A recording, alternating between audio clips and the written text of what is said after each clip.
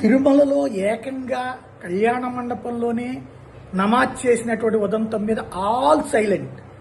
జనసేన మాట్లాడాల, బీజేపీ మాట్లాడాల, తెలుగుదేశం మాట్లాడాల.